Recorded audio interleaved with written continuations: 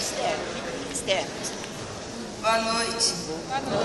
Eu sou João Roberto de Lima, aluno da 8ª série da escola CMEI Dr. João Gilberto Sampaio. Estou aqui para apresentar o conferencista da noite, o neurocientista Miguel Nicoleles. Atualmente é professor titular de Neurobiologia e co-diretor do Centro de Neuroengenharia da Duke University, Estados Unidos, e coordenador do Instituto Internacional de Neurociências de Natal Edmond e Lilliput, Brasil. Chefia um grupo de 30 pesquisadores do Centro de Neuroengenharia da Duke University, que emprega as ferramentas computacionais da robótica e da neuroengenharia para desenvolver neuropróteses capazes de restaurar a mobilidade dos membros superiores de pacientes paralisados por trauma ou degeneração do sistema nervoso. Trouxe suas pesquisas também para o Brasil e, através de um acordo com o Hospital Sírio-Libanês de São Paulo, estão sendo realizados implantes de neuropróteses em pacientes com paralisias severas. Ganhou 46 prêmios internacionais, escreveu 9 livros e publicou 167 artigos, dos quais 10 na iScience e na Nature, as revistas científicas mais importantes do mundo. Apontado pela revista iScientific American como um dos 20 maiores cientistas da atualidade, foi nomeado presidente da Comissão do Futuro da Ciência brasileira pelo Ministério da Ciência, Tecnologia e Inovação. Dr. Miguel Nicoleles. Eu já li vários livros de sua mãe, Zelda Laporta Nicoleles, e um deles se chama Sonhar é Possível, e eu sonho.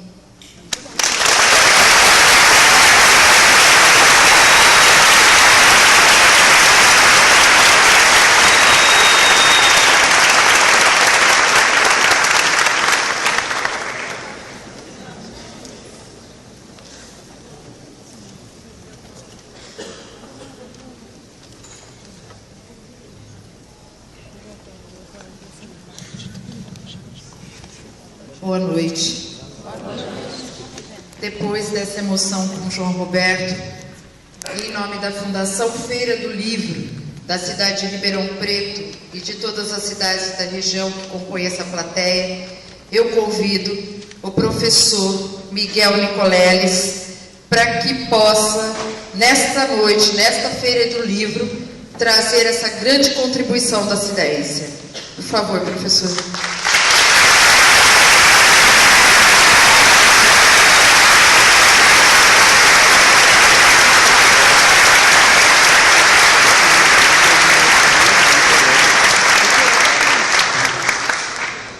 Boa noite, muito obrigado. É um grande prazer estar de volta em Ribeirão Preto, depois de tantos anos. Queria agradecer aos organizadores da Feira do Livro por esse convite. É realmente uma grande honra poder conversar com vocês sobre um pouco de ciência e um pouco da importância da ciência no mundo contemporâneo. Na realidade, como aluno da Faculdade de Medicina da USP, eu costumava vir a Ribeirão Preto muito frequentemente e sempre imaginei sentado no prédio aqui do lado, vocês conhecem bem, o que é que tinha no prédio do lado ali. Mas, infelizmente, naqueles anos a gente não olhava para cá, a gente ficava lá.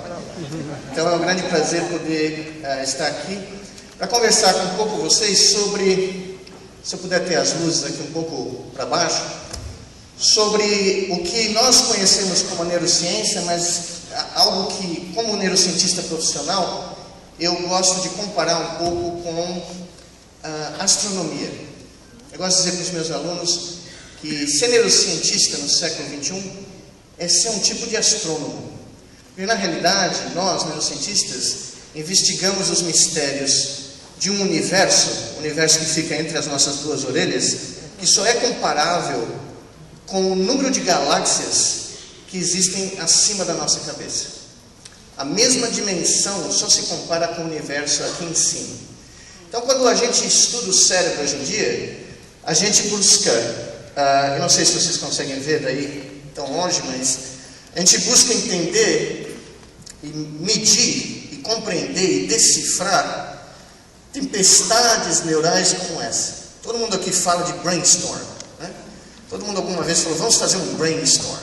Pois bem, tudo que qualquer ser humano jamais pensou, jamais sentiu, jamais idealizou, jamais planejou, todo ser humano, desde a origem da nossa espécie, todo ser humano que já viveu, vive e viverá nesse planeta, usa sinais como esse para criar tudo aquilo que define a sua própria vida e a vida da nossa espécie.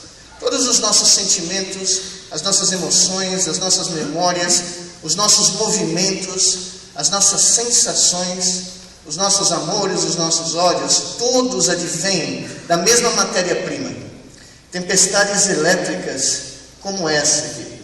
Na realidade, essa foi a primeira vez na história da neurociência que 100 neurônios, 100 células do cérebro foram registradas simultaneamente num animal desperto que realizava uma tarefa, definindo a primeira vez em que uma fração de um pensamento foi registrada no laboratório.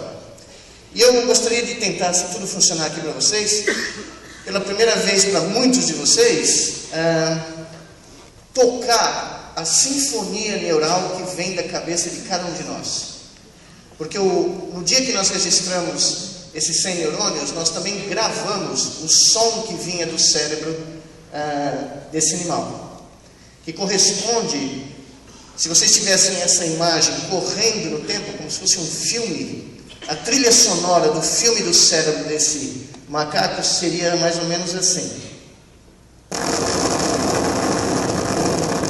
Essa é uma tempestade neural de 100 neurônios, que para vocês soa quase como ruído, mas eu consigo ouvir aqui ainda hoje o momento exato onde esse macaco começou a mexer o braço para encostar em alguma coisa. O meu filho mais novo, quando ouve esse som, diz que isso parece o som de fazer pipoca no microwave, ouvindo uma rádio AM mal sintonizada. Mas mal sabe ele que esse é o som que sai do cérebro de todos nós. Bom, antes de falar sobre o que você pode fazer, tanto com essa imagem como com esse som,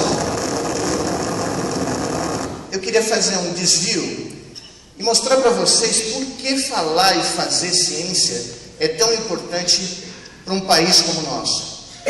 Como é importante para qualquer país do mundo, mas como é importante particularmente para um país como o nosso, onde as diferenças sociais ainda são tão grandes e onde a capacidade de usufruir enquanto nação do potencial começou na periferia de Natal, uma cidade chamada Macaíba. Porque a ciência pode sim ser usada como um agente de transformação social. Se a gente analisar os dados dos últimos 100 anos e plotar num gráfico a relação da capacidade de inovação de uma nação medida por toda a produção intelectual desse país, todas as teses de doutorado, todas as patentes, todas as novas invenções, todas as novas criações intelectuais, você relacionar essa curva com a riqueza de uma sociedade ao longo do tempo, aqui particularmente no começo do século XXI, a gente encontra uma reta chamada reta de inovação, que é uma das retas mais importantes da história da ciência. Porque ela mostra que países que investiram na inovação científica tecnológica conseguiram gerar grandes riquezas para as suas sociedades. Então não é à toa que nós vemos aqui os Estados Unidos no topo da lista, Suíça, Suécia, principalmente nos últimos 10 anos, continua numa posição intermediária, na média dos chamados países do BRIC, mas muito abaixo do seu potencial humano, que poderia rapidamente levar o Brasil a ascender a curva de inovação. Uma das desculpas que muito comumente é usada para justificar essa posição aqui no Brasil é que nós não somos uma nação com uma tradição de inovação, com uma tradição de criatividade. Essa desculpa geralmente é dada por aqueles que nunca viram o time do Palmeiras de 72 e 74 jogar, né?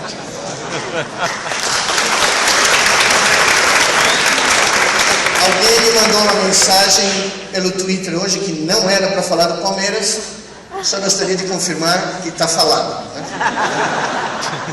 Mas, basicamente, nos dizem, fora do Brasil,